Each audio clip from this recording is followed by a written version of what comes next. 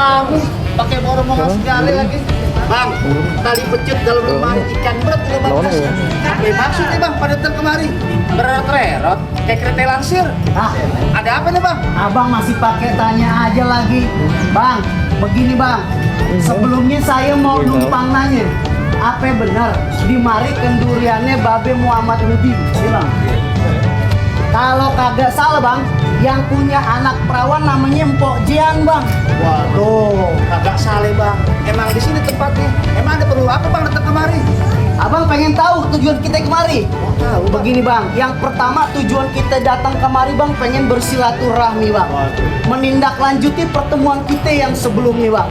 Nah, selanjutnya nih bang, saya datang beserta rombongan kemari bang. Begini bang, papaya matang beli borongan, disajiin banyak berlimpah. Saya datang beserta rombongan, pengen nganterin juragan saya duduk menikah.